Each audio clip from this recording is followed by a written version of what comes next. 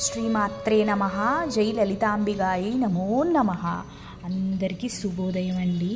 ఈరోజు లలితా సహస్రనామంలో మనం 42వ శ్లోకం తాలూకా అర్థం తెలుసుకుందాం. భక్తి ప్రియా భక్తి గమ్య భక్తి వస్యాభయాపహ శాంభవి శారదారాధ్య శర్వాణి శర్మదాయిని. లలితా త్రిపుర సుందరిని భక్తి ప్రియ అని పిలుస్తారండి.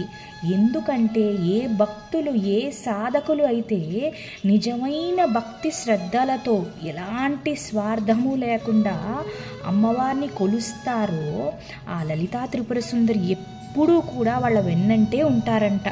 అంటే వాళ్ళకి కనిపించకపోవచ్చు, తెలియకపోవచ్చు, కానీ అమ్మ ఎప్పుడూ కూడా కాపాడుతుంది.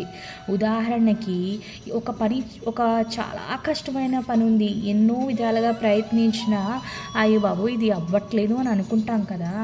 అప్పుడు అది అనుకోకుండా మనం ఊహించకుండానే చాలా సులువుగా అయిపోతుంది. ఎలా అయిపోయిందో కూడా మనకు తెలియదు. ఇదంతా ఎవరండి వెనకాతల నుండి నడిపించేది? ఆ జగన్మాత లలితా త్రిపుర సుందరి వల్లే సాధ్యం. అందుకనే అమ్మని భక్తి ప్రియ అని పిలుస్తారు.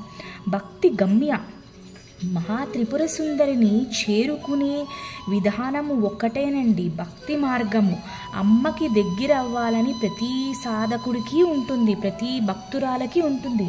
కానీ ఎవరైతే నిజమైన భక్తి మార్గాన్ని ఎంచుకుంటారో అమ్మ పులకరించిపోయి వాళ్ళకి చేరువుగా వాళ్ళకి దగ్గరలోనే ఎల్లవేళలా కాపాడుతూ ఉంటారు.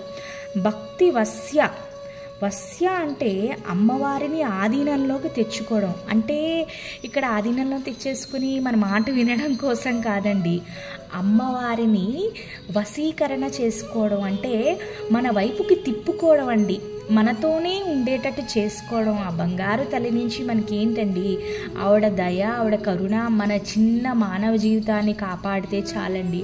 అత్యాశలు లేదంటే వేరే పనులకి ఉపయోగించుకోకుండా మంచి మార్గం కోసం ఆ తల్లిని ఎన్నిసార్లైనా అమ్మని అడగడంలో తప్పు లేదండి. భయాపహ బంగారు తల్లి వాళ్ళ ప్రియమైన భక్తులు ఎవరైతే నిజంగా స్వార్థం లేకుండా ఆవిడ కాళ్ళు శరణే అని మొక్కుతారో వాళ్ళలో భయాలు, ఎలాంటి సందేహాలు ఏ ఉన్నా సరే అమ్మ తీసేస్తారంట. శాంభవి పరమశివుడికి ఎన్నో రూపాలు, ఆ రూపాలకి ఎన్నో పేర్లు ఉన్నాయండి. ఇక్కడ పరమశివుడిని శంభు అని పిలుస్తారు. శంభు అంటే స్వామి వాళ్ళ భక్తులకి ఆనందాన్ని ప్రసాదించే పరమేశ్వరుడు. ఆయన ప్రియమైన సతీమణిగా అమ్మని శాంభవి అని పిలుస్తారు.